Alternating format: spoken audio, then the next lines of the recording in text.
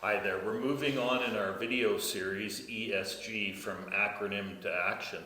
And today I'm very pleased to be joined by Ron Taylor. Ron is the CEO and principal strategist with Tailored Accessibility. Ron, give us some background on the company and yourself, and we're interested to hear about how this relates to today's topic. So Tailored Accessibility Inc. is a multifaceted accessibility agency. We're based here in Calgary. We do work with all sorts of clients, everything from building owners to architects, property management companies. Most of our work is in the built environment. In the sense of auditing and assessing properties for accessibility and some conceptual design work. We also do the Rick Hansen Foundation Accessibility Certifications of Buildings, which is a LEED style program that rates and scores the level of accessibility. Okay, so as you can see, today we're talking about, in terms of the S in ESG and social action, the integration and support of people with disabilities. And this is a definition that I've put in here that says the physical and mental disabilities include those related to seeing, hearing, mobility, flexibility, dexterity, pain, learning, development, psychological or mental disorders, or memory. Now I'm going to ask somebody who's an expert in this field. Ron, does that sum it up, or is there things we're forgetting on that definition? We could definitely add one more.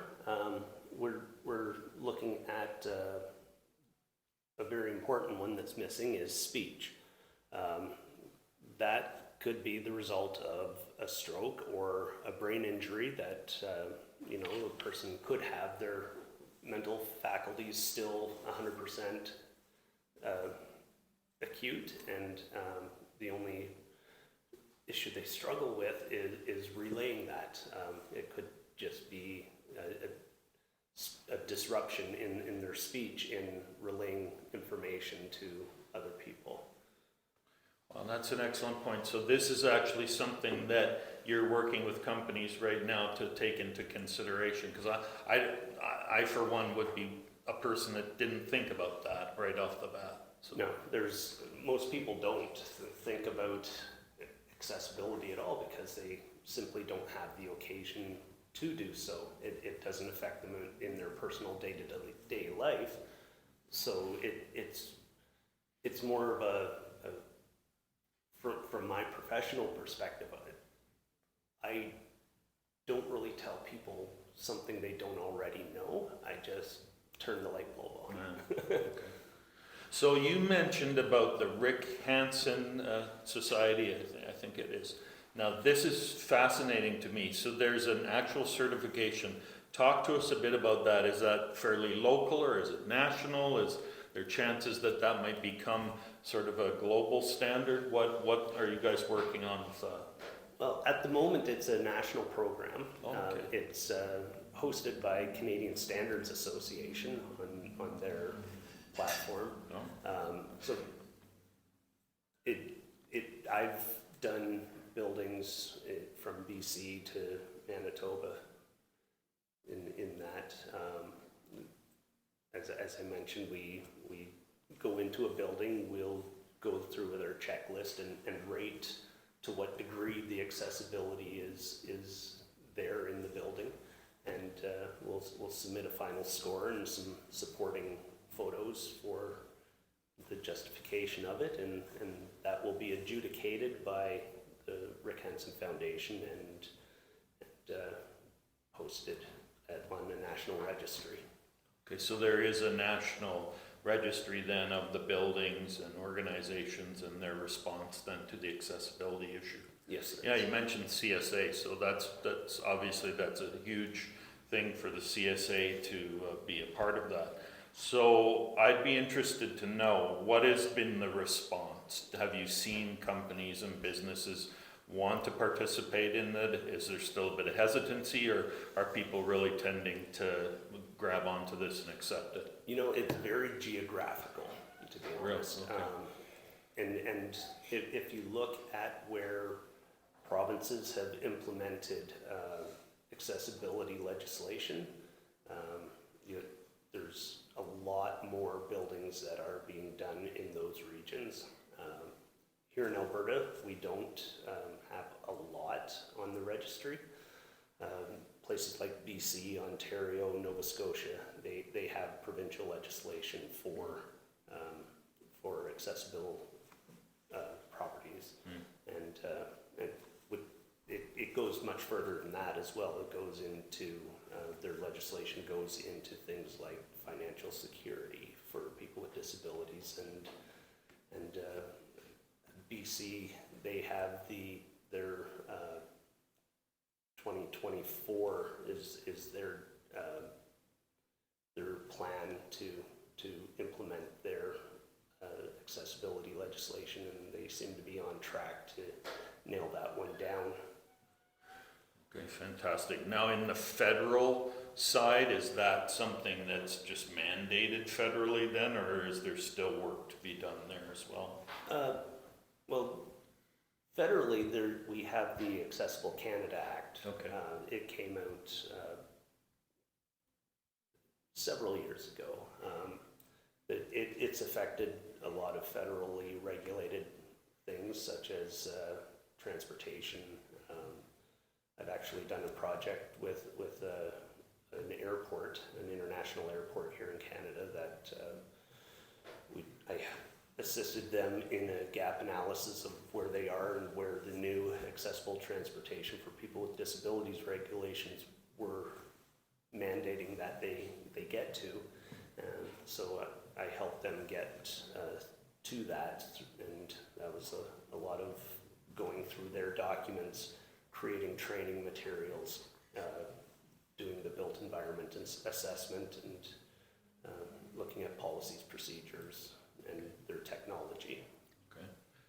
So I just wanted to sort of follow up then on the next part of it, not pinning you to anything, but just trying to get a sense of some of the inner workings of this now in the States.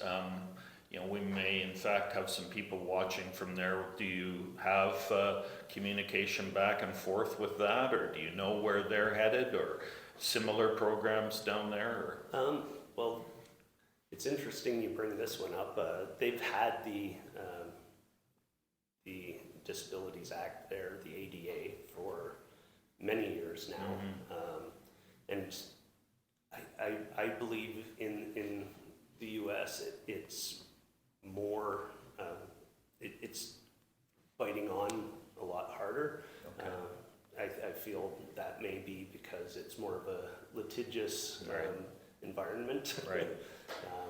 But it's definitely something that it's being pursued pretty hard in the US, more for that reason than it is here.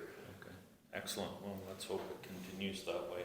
So now we want to discuss, I think, which is very important in light of this whole topic, the concepts behind employment.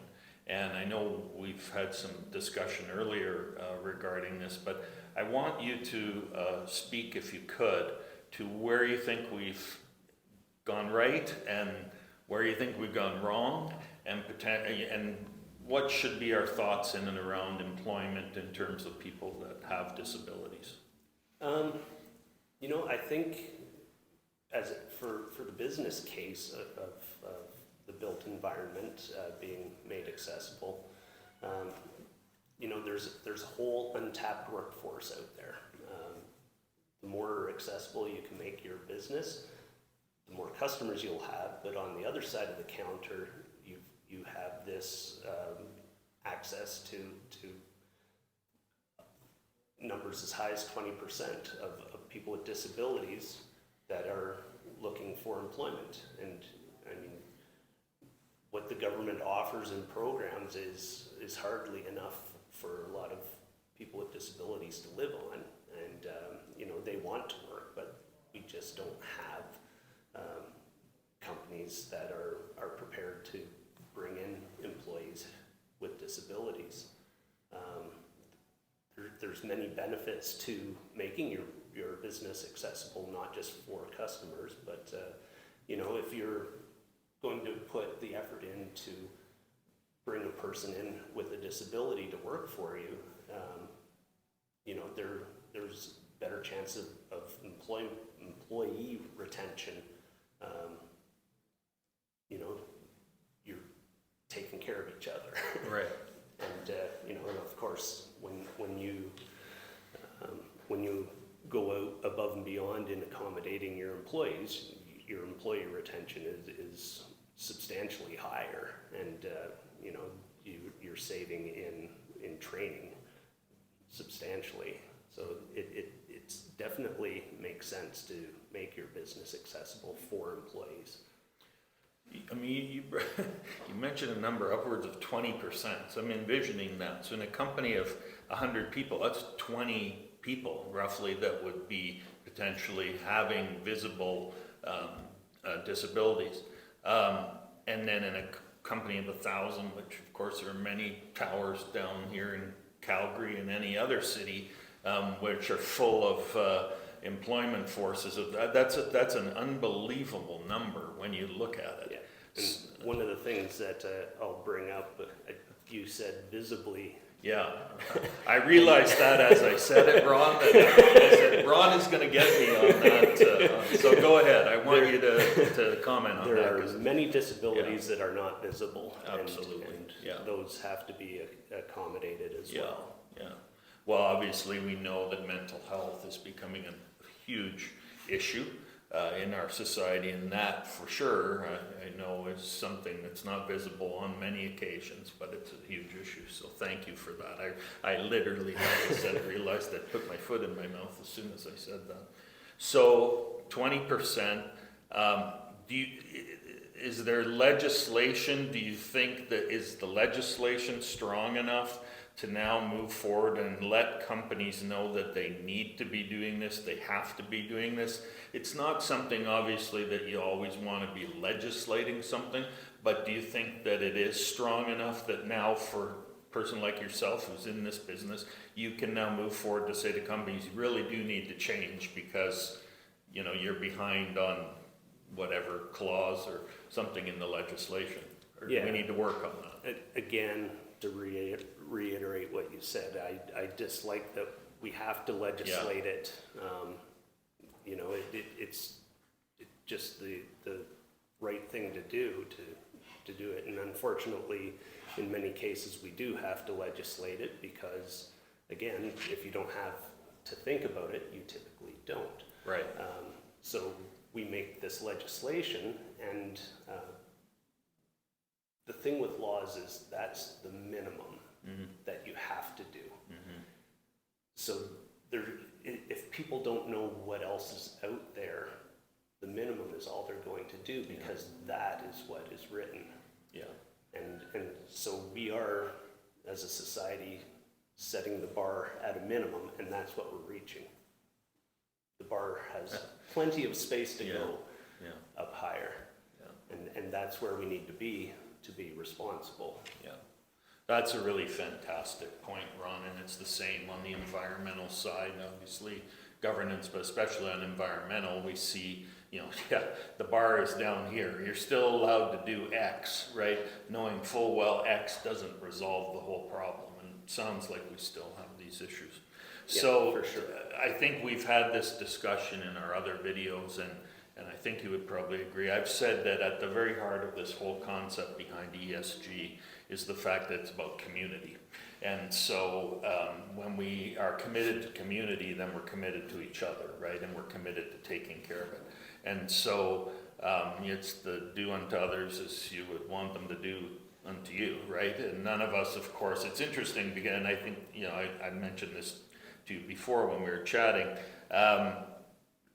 the federal government has started to put out ads regarding the Canadian disability benefit, and basically their comment is 100% of us will actually have at one point in time a disability in our lifetime, so therefore that disability should not drive us into poverty.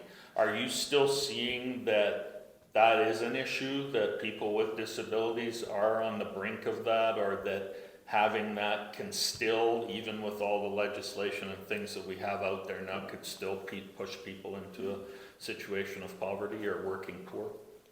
Absolutely. I mean, if we look more locally here, we've seen the AISH, it's a subsidy for people with disabilities to live on. Right. It's pennies, it's $1,900, and the government had de-indexed it from inflation, which now that in this time we're seeing inflation at double digits, and so where they were struggling with $1,900 a month before, that has exacerbated substantially. I mean, we have people having to make the choices whether they eat or buy medicine or turn the heat on. It's just a sad state of affairs currently, and we don't see any sign of that letting up anytime soon. So, I mean, we do have to step in and take care of people in this social capacity. I mean, as you know, with people who are having to make those decisions, you know, another $100 or $200 a month that would feed them and get them the medicines, that's pennies compared to what we're going to pay in healthcare for these people not getting nutrition or medicine, or, you know, there's a lot of things that can happen. So I think for people with disabilities, you know, ensuring they're able to live a standard of life that at least maintains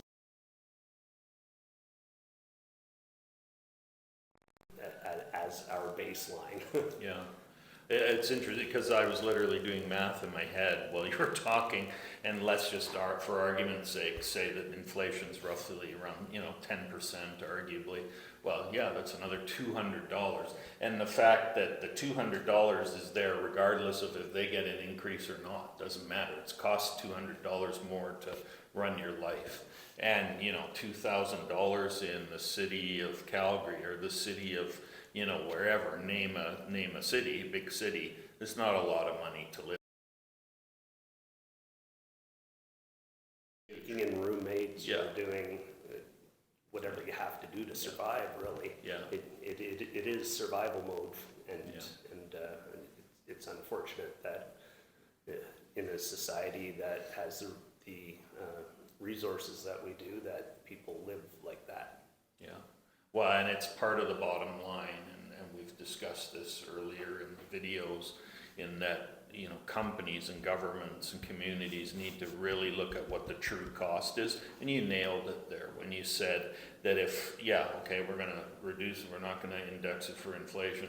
Well, you know, now you're gonna create a whole bunch of other issues, a whole bunch of other problems, which are gonna cost us far more than, you know, the extra $200 or whatever that it's going to be. Not that that's the be all, because it's still not enough money, but anyway.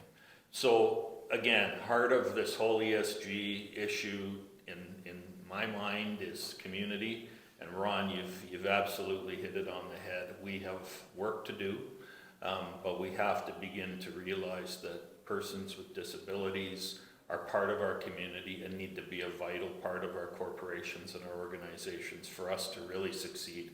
I mean, 20%, if it goes any higher than that, I mean, this is a huge segment of our population that's part of our day-to-day communities that we need to be helping and making sure have a great standard of life. Yeah, absolutely. You know, one of the statistics that we're looking at is, you know, there's a switch in median age that's happening. It's a phenomenon that's loosely being described as the silver tsunami. We have a large population of baby boomers who are getting into the retirement years. By 2035, seniors are going to children 15 and under by a ratio of 3 to 2. Wow. So for companies that like to hire the young folks, there's a shift coming where ageism can't be a thing. You need that expertise, and you need to hire people that may be advanced in age.